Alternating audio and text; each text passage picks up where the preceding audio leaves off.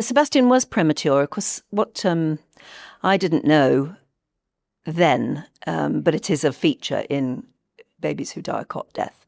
They're more likely to be male, about 4.5 months old, and if they have any history of little tiny health problems or prematurity, that just makes them slightly more likely to be a cot death victim, or at least that's how it was in 1991, when we were losing 2,500 babies a year in the UK. That's 4 or 5 a day. And if it happened in any other circumstance, or if it had happened to adults, if we had lost 2,500 adults a year to a mysterious death that nobody seemed to be able to explain, they would have done something about it so much sooner.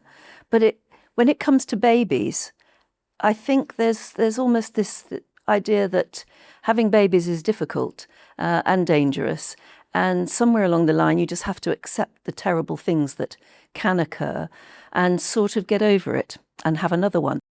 I was told by the medical establishment, by some perfectly nice doctors and nurses, basically to go home and grieve and cheer up and have another one.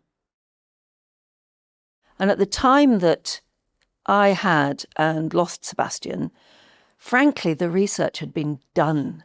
It was very, very good research. It's just that I hadn't been told about it. British mothers weren't being told about the fantastic research that had already been turned into a campaign in New Zealand. I was in total ignorance when I had Sebastian. I brought him up the same way I'd brought up my other 2 little boys already. I laid him on his front because that's what we were all told to do. But there's a danger, and we didn't know at the time. But at the very same time in New Zealand, they had found that out, and they had decided to turn all of their research into a campaign.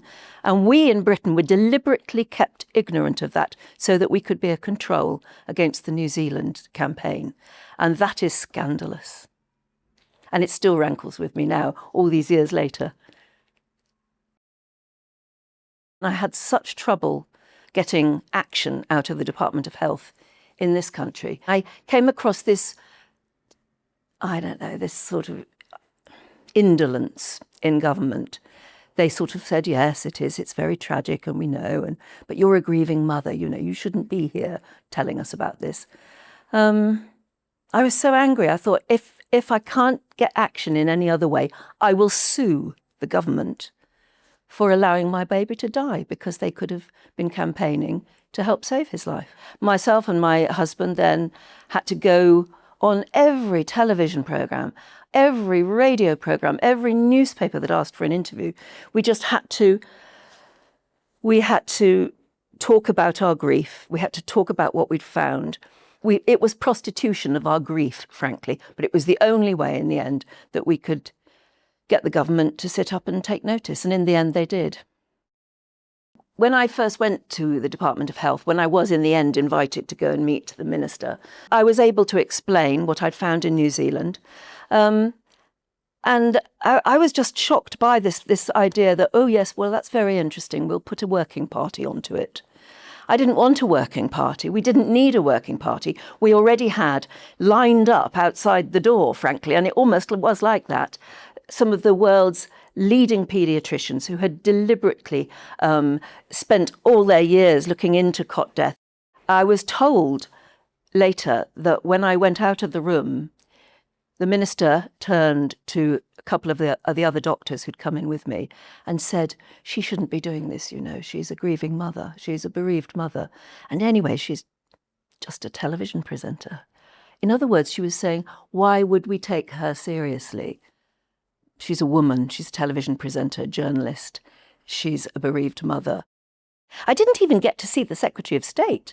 The Secretary of State for Health was William Waldegrave, MP for Bristol, which is interesting because that's where a lot of the research was being done in this country. There was this age-old view that women lose babies and it's a terrible tragedy, but you have to get over it.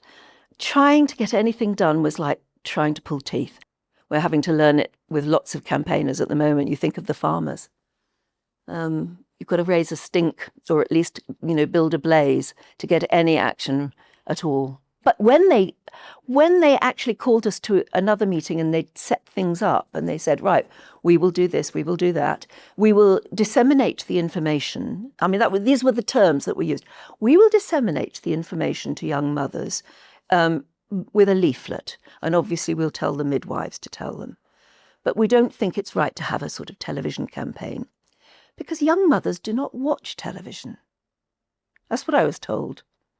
I came from breakfast television and mid-morning television, where most of our audience were young mothers. And I used to get letters from young mums who said they loved watching breakfast television that I was on at the time, because they particularly, never mind the content, they particularly liked the little clock in the corner of the screen, because they were breastfeeding. And when you're breastfeeding, you do 10 minutes each side. And you can time it on the little clock. I used to get letters from ladies like that. They do watch television. And so we made our own. Reduce the risks for your baby. Sleep him on his back or side, not on his tummy. If he's on his side, keep the underneath arm well forward, so that if he rolls, he'll roll onto his back, where he's safe. He mustn't roll on. We managed to get together a crew and a little studio, and everybody gave their services free, and we recorded our own little advert.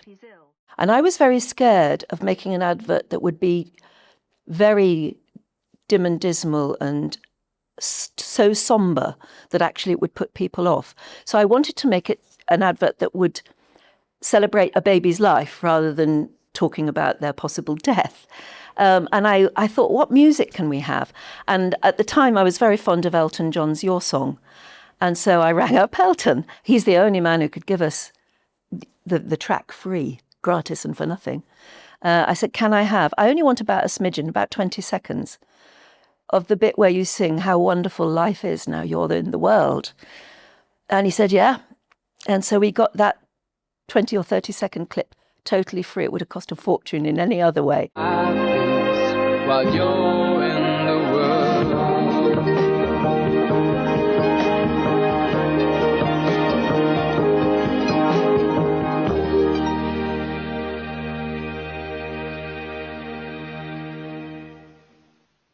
And so we played out that advert.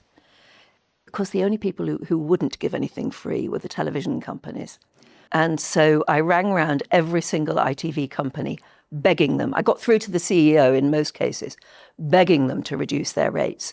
And they all reduced their rate, except Central Television, which was the company I had worked for years. And they wouldn't. And when we went through this terrible dilemma of thinking, how can we play out this advert to every region except one region? In other words, we'd be denying a life-saving message to the women, or no, not just women, to the parents in one region. And so we wrestled with that one, and then Mothercare stepped in and said they would pay for it. And when I told them how much it was to just play out a 30-second advert in the Coronation Street ad break, it was something like, just for the central region, something like £29,000. They gulped and they said, well, that's more than our advertising budget for the whole year. And I said, yeah, all right, but, I understand. And they said, all right, well, we'll borrow from next year's advertising budget. And they paid. And then we paid for the rest of it out of some funds from a charity that we'd already set up. So we got the advert out. It was the most expensive 30 seconds I've ever spent in my life. But we got a phone call from the Department of Health the next morning saying, OK, come in for a meeting and we'll talk about a TV ad. So I just had to strong arm them all the way. It was like fighting all the time, all the way for something that would have been an absolute lifesaver. And of course, that was borne out later when, in the end, she did reluctantly agree to make a TV ad. Cot death is comparatively rare, but there are few things more tragic. Once a mother has seen that once, that's all she needs. Cot death rate had plummeted by something like 68%. In the first 6 months. At the end of the first year, it was 80-something%. It was a message that was so simple. And I think young mums and dads who just watched me go through that tragedy were so hungry for the advice. They acted upon it straight away, and it worked. Still works. Sebastian's death was front page news for many, many days and weeks. And we were desperate that his funeral shouldn't be trampled all over by the press, which was very common in those days. So we wrote to every editor in Britain and said, please stay away, please show some dignity and stay away. And they all did, except the Sun hired a freelance to take pictures from the pavement, from the road. And they stuck a very intrusive picture all over their front page. And then I don't think there was even a headline, but at the bottom it said, if you want to donate, please donate to the Sun's charity or something. And it implied that we were asking for donations, and I didn't like that at all. And then they rang up and said, well, why don't we set up a fund? And we didn't want anything to do with the Sun after that. But in the end, they did sort of strong arm us into doing that, because again, what we were after was publicity for the campaign. And this was all happening at the same time. We got inveigled into some sort of a weird relationship with the Sun. As it happens, it raised a heck of a lot of money, and we were able to use some of that money to pay for the advertising of the ad that we made. And we were also able to give the foundation something like 100 grand, which was a lot of money in those days, towards research. So I look back now and just with pragmatism and say, well, you know, but the Sun acted abominably at the time, but the Sun is the Sun. It's a very powerful beast when it wants to be. And in that particular situation, it used its power ultimately for good. They shit all over us personally, but ultimately it did some good. In the 80s, the newspapers ruled the roost. If you were famous, you were easy meat, and they would do anything to get their story. And yeah, I'd encountered the Sun before with the birth of my first baby. A Sun reporter had dressed up as a doctor and managed to get into the hospital. I mean, what sort of picture do they think they were after? But luckily they were found before they'd actually found my room. But it meant that when I did leave the hospital, I had to leave in the laundry lift and go down to the basement where the hospital laundry was, and then got smuggled out in a laundry van to go home, because otherwise we were easy meat. We couldn't get out of the front door for paparazzi. You couldn't get out of the front door of the hospital for paparazzi, let alone back into my own front door. And even then when I got to my block of flats, my block of flats had a sister block of flats almost next door to it, and there was a roof terrace that sort of went across them both. And so when I was bundled out in a laundry van holding my newborn baby, it went down into the basement of the sister block of flats to the flat that I lived in. And then we went up in the lift, across the roof with a brand new baby, and then down into our block just to get round all of the photographers. In the 80s and 90s, the press were crazy.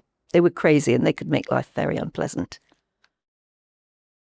It was amazing the morning that Sebastian died, how quickly our front door was completely surrounded by press. I mean, I guess the police must have told them, because we had to tell the police. Obviously, you ring the police straight away. Somehow they got the information. And then it became very difficult for visitors, family, and even for the local priest to be able to get to us, because they had to go through this unbelievable throng of reporters and photographers. The policeman who came to us was lovely, and he himself had had a cot death. Isn't that extraordinary? So when I was sitting there holding my baby, and he came up and he took his helmet off and put it down, and he knelt beside me, and he was in tears because it had happened to him. It happened on Oliver's 4th birthday. And of course, it happened first thing in the morning. So our day was completely taken up with visitors and doctors and policemen. And sort of an hour or so afterwards, when we were all sort of sitting shaking, trying to take in the shock of what had happened to us, Oliver said, "Can I open my presents now?" And we all went, "Oh, it's his birthday. Of course it's his birthday." But the policeman gave him his helmet. And so we've got these amazing pictures of the whole family. We actually took pictures because it was a birthday cake. And everybody's tear-stained. And Oliver's sitting there looking puzzled, but wearing this enormous policeman's hat. It was a very, very weird day. Very weird. And then switching on the news. I remember switching on Sky News, and I was, lead story, isn't that? And that's when it sinks in. You think, oh my God, I'm not in a movie. This is real life. There are miscarriages now that could be avoided if we took better care of mum. And that means, I'm not an expert on miscarriage, and it's an entirely different realm, but it just shows again, I think, that miscarriage is something that the medical world tends to accept. It's almost a gynecological problem, but it's not. There are lots of miscarriages that could be avoided if we took better care. And I think that more campaigns are needed on that now. Knowing what I know now, I think I would say that don't let misogyny be a part of this. I think it took me a long time to get anything done because I was a bereaved mother, I was a woman, and I was a journalist. But actually, I had backed up everything I was saying with medical sense. And I think misogyny probably played a part in it taking so long to get action. And I do think that mothers and fathers know their babies well enough to know when to ask a doctor for action. And I do think governments should do a bit more listening and then be proactive, not be scared to actually change their minds, do a U-turn. I think you ask a lot of farmers, you ask a lot of campaigners on lots of issues. They have trouble getting any action. I managed to get action because I was famous. The director of the documentary we ended up making said, now you know why you're famous, don't you? You managed to get some action. That's true, but it shouldn't just be for famous people, should it?